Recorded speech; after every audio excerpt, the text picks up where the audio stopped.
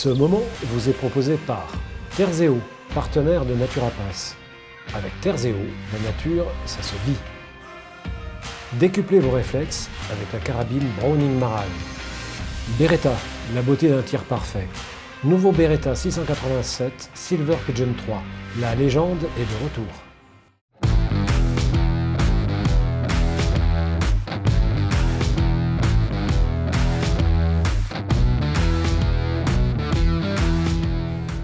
Il y a aussi une question qui remonte beaucoup sur les réseaux sociaux que l'on gère nous ou que l'on peut surveiller. C'est l'affaire, et là je sais que c'est un petit problème, l'affaire des communes limitrophes. Avec la réforme de la chasse, cette affaire des communes limitrophes, on pouvait avant chasser sur la commune limitrophe du département voisin sans avoir à prendre un autre permis départemental. C'est terminé, ça a fait augmenter un petit peu peut-être le coût de la chasse pour certains. Pourquoi avoir... Enfin, qu'est-ce qui a présidé à l'abandon de cette facilité des communes limitrophes? Alors, il faut bien comprendre le contexte qu'il y avait autour de ça, et c'était bien avant que j'arrive. Oui. Puisqu'il y avait pas loin d'une dizaine de contentieux entre les fédérations pour ces histoires de communes limitrophes. Voilà. Parce qu'il y avait, et je l'explique rapidement, vous allez le comprendre, les gens, les auditeurs vont le comprendre, quand on bougeait le curseur du timbre sanglier à l'époque pour effectivement payer les dégâts, beaucoup de gens changeaient de département en jouant sur la commune limitrophe. Ça a provoqué des espèces de bagarres entre les présidents. Donc, moi, c'était pas quelque chose que j'avais, je dirais, en magasin en arrivant en 2016 à la présidence de la FNC. Et c'est pas quelque chose d'ailleurs que j'avais dans mes propositions. D'accord. Mais très rapidement, c'est quelque chose qui est devenu comme une évidence quand j'ai rencontré les présidents qui m'ont dit on veut effectivement avancer sur ce truc-là et on veut plus de communes limitrophes. Alors on a rattrapé partiellement, on a changé partiellement les choses, c'est qu'on a retrouvé le territoire à cheval. Oui. Ce qui est important. Oui, on n'a pas changé de permis au milieu d'un champ en chassant, voilà. Mais effectivement, les communes limitrophes ont disparu. Alors, personnellement, j'avais voté contre à l'époque. Oui. On ne fut jamais caché. Mais de toute façon, on est parti sur ce truc-là et on ne reviendra pas. Non, c'est terminé. C'est terminé. Et puis, il faut aussi maintenant comprendre qu'on avance très vite vers un permis unique un jour prochain. Voilà. On sera dans les années qui viennent, peut-être moi, peut-être mon successeur, probablement peut-être mon successeur, mais on avancera sur un permis unique. On le voit d'ailleurs, même dans la difficulté cette année, je dirais, du Covid, il y a une chose qui augmente, c'est le permis national. Donc, on avait cette première année où beaucoup de gens ont dit non, mais c'était un premier essai, les gars ils vont revenir en arrière, ils se rendent compte qu'avec ce permis ils ne peuvent pas aller partout. Ben non, ça monte encore, ça augmente encore. Le nombre de gens qui prennent un permis national... entre départementaux et nationaux, les nationaux augmentent encore. Ça veut dire qu'on est passé d'abord de un peu plus de 80 000 permis nationaux à plus de 450 000, donc le bond en avant était important, et qu'on est encore en train d'augmenter maintenant. Bon. Donc ça veut dire que les gens ont choisi, c'est tout. Donc maintenant il faut trouver une équation nationale qui soit moins de 200 €, ça c'est sûr. Ouais. Et là il y a une discussion effectivement à avoir avec l'État. Je pense que ce sera une des grandes négociations qui seront dans les programmes de l'élection présidentielle de 2022. À nous de bien la négocier. À nous de bien négocier. De bien négocier voilà. préalablement les choses et surtout que celui qui a signé ça soit celui qui gagne. Donc on verra tout ça le moment venu. Autant faire du multicarte alors dans ce cas-là. Mais une dernière chose, et après je sais que vous êtes très pris, je vous rendrai votre liberté, Président, je détacherai la menotte. Comment faire pour conserver des effectifs? Et pour conserver des effectifs, il faut que la chasse ne coûte pas trop cher. On parlait du prix des permis. Il y a l'augmentation, on parle dans certains endroits et dans beaucoup d'endroits du prix des cartes, parce que la taxe à l'hectare, parce que l'augmentation du coût des bracelets. Comment faire pour limiter le coût de la chasse de manière à garder des effectifs? Quelles seraient les pistes de réflexion? Il n'y en a pas beaucoup, il n'y en a qu'une. Oui. Le reste, de toute façon, il y a des coûts qui sont incompressibles. Voilà. Et d'ailleurs, quand on y pense, la chasse d'enfants n'est pas si chère que ça. Donc, c'est toujours trop cher quand les moments sont difficiles.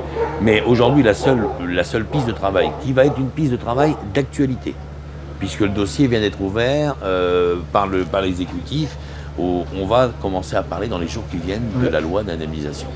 Donc là, ça recoupe directement la contribution au territoire. Évidemment, quand on a enlevé le timbre sanglier départemental, qui était une mesure, je dirais, qui est une mutualisation de la somme à payer. Oui. Pas toujours juste d'ailleurs. Non, parce que de commune à commune, voilà. Et puis surtout, vous y alliez une fois ou 100 fois, vous payiez le même prix. Donc quelque part, il y avait une différence.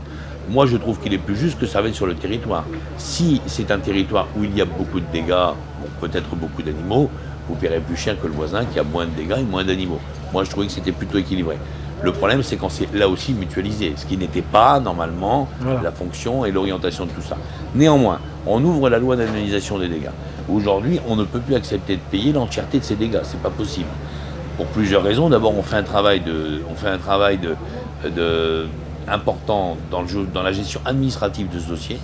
C'est-à-dire qu'on a une mission de service public de l'État qui nous dit de répertorier, d'analyser, de regarder les coûts et de payer. Bon, voilà, ça c'est déjà une énorme somme, pratiquement un tiers de la somme. Je crois que oui, sur les 80 millions, 30 millions sont affectés ça fluctue entre 25 et 30 au traitement millions, administratif de la chose. Ce qui est énorme. C'est énorme, mais ça nous prend énormément de temps. Le problème, c'est ça. Donc, ensuite, vous avez une partie qui est... Donc, cette partie-là doit être discutée, clairement. Donc, là, aujourd'hui, est-ce que c'est à la chasse française de payer cette partie administrative? Moi, ma réponse, c'est non. On a une mission de service public, on n'a jamais dit non plus qu'on était des vaches à lait. On veut bien faire le boulot, on est gentil, mais en plus, on paye. Donc, ça va pas. Ça, c'est pas possible. Le deuxième morceau, c'est la prévention. Voilà. Donc là, il est temps d'avoir vraiment une réflexion sur cette prévention. On est quand même dans la prévention, effectivement, des cultures agricoles. Je pense que c'est un vrai sujet de PAC, un vrai sujet de deuxième pilier. Alors là aussi, ce ne sera pas facile à expliquer, mais ce n'est pas un problème. J'explique clairement les choses là-dessus. Voilà. Et le dernier volet, c'est les dégâts en eux-mêmes. Et les dégâts en eux-mêmes, il y a un vrai problème. C'est qu'aujourd'hui, quand on compte tout, et on a fait une grande enquête à travers les fédérations, on chasse grosso modo sur les 2/3 de la théorique surface chassable disponible. Donc en gros, on a 30% de territoires non chassés, où on trouve des sangliers qui eux aussi commettent des dégâts. On peut chasser, d'ailleurs que ce soit public ou privé. Voilà, l'État est le premier à nous râler dessus, mais l'État est le premier à nous interdire de pénétrer. Combien qu'on a de territoires qui s'appellent des réserves, des conservatoires, du littoral, des sites, enfin, voilà, ou même des fois les communes. Mais donc, alors, est-ce qu'il y a... Tout ça, il va falloir travailler sur ces 3 points, et on ouvre la discussion, et dans les quelques jours qui viennent, ça commence avec l'État. Objectif, donc c'est un petit scoop, 2 mois pour un accord avec l'État. S'il n'y a pas d'accord après, on continue la procédure qu'on a lancée au Conseil constitutionnel. D'accord. Et donc, ceci permettrait de soulager un peu les fédérations. Surtout les chasseurs. Et les chasseurs. Et donc, par voie de conséquence, les chasseurs. Donc, parce qu'il est un fait que parfois, le coût de l'ensemble de l'activité peut devenir un frein. Donc il faut conserver nos effectifs. C'est important parce que la chasse française, elle est riche et forte de sa diversité et de son nombre. Oui. Donc ça, c'est important à garder. Et il ne faut pas, je dirais, faire fuir les gens à cause de coûts excessifs. Ça, c'est un vrai problème qu'on ressent, nous, sur les réseaux sociaux. Et cette charge énorme, c'est 80 millions d'euros, si on pouvait un petit peu faire diminuer cette charge, ça se répercuterait sur les fédérations et donc sur les chasseurs. C'est ça, en gros, la piste. Bien sûr. Voilà. Avec, je dirais, la première somme à payer pour l'entrée, c'est le permis. Oui. Moi, je le dis, je le dis d'ailleurs dans ce livre qui vient de sortir, qu'on doit tendre vers zéro. Alors, ça peut surprendre. Moi, je veux changer les flux d'orientation, d'alimentation des structures. Plutôt que de prendre l'argent sur les permis, je pense qu'il vaut mieux les prendre sur les territoires. D'abord, les territoires sont mal fluctuants et l'entièreté des territoires, qu'ils soient chassables ou non chassables. D'accord. Parce que l'action de la chasse doit se fait partout, les bienfaits de la chasse se font partout et les dégâts sont alimentés par tous les fonds, voilà, on va dire, par tous les territoires. Donc on a vraiment cette modification. Et c'est important aussi parce que notre société évolue beaucoup. Moi, je suis entré en chasse comme vous êtes entré, Denis Plat, en chasse, en religion, on va dire. Ah oui, oui. Gamin, tout ça. On voit aujourd'hui qu'on a des nouveaux arrivants qui arrivent et qui ont envie d'entrer dans la grande famille de la chasse, mais qui ne vont pas prendre la chasse comme une exclusivité de passion. Aujourd'hui, on est en concurrence directement avec des jeunes urbains, ou du périurbain qui viennent nous voir, et de plus en plus d'ailleurs qui veulent rentrer, mais qui ne vont pas chasser, je dirais, tous les dimanches. Ils ne seront pas tous les week-ends à la chasse. C'est des gens qui feront 3, 4, 5, 6, 7 journées, je ne sais pas, et qui prendront du plaisir. Alors ces gens-là doivent avoir une clé d'entrée très, très, très, très faible pour les séduire. C'est-à-dire un petit peu à la méthode espagnole, ça doit coûter quelques euros. Oui. Voilà, ce serait l'idée pour l'avenir. Par contre, quand ils iront effectivement pratiquer la chasse sur un territoire qui les intéresse, là, ils vont payer une contribution locale, effectivement, à alimenter effectivement les fonds. Et c'est comme ça, je pense qu'il faut prendre les choses. Et c'est beaucoup plus juste et beaucoup plus équilibré. Donc, si je résume bien, ce ne sera plus l'individu, mais le territoire qui fournira les fonds aux fédérations. La loi du 24 juillet, Oui. c'est un premier pas vers ça. D'accord. Maintenant, est-ce que ce sera pour demain? Est-ce que ce sera moi? Ça prendra un petit peu de temps quand même. Hein. De toute manière, vous êtes encore en poste pour un Jusqu'en certain 2022. temps. Jusqu'en 2022. On vient de faire en gros un petit bilan d'étape. Voilà, tout à fait. Et je vous en remercie, Président, parce que c'était un plaisir de vous avoir. Plaisir partagé. En plus, le soleil est revenu, vous voyez. Voilà, ça vient d'arriver. Vos paroles nous ont amené le soleil et le sourire, donc c'est parfait. Président, je vous souhaite un bon week-end et un très bon anniversaire, parce que c'est aujourd'hui. Eh oui, Voilà. aujourd'hui. Et une excellente saison de chasse à tous les chasseurs et à toutes les chasseresses. Merci beaucoup, Denis Plat. Je vous en prie. Merci, Président.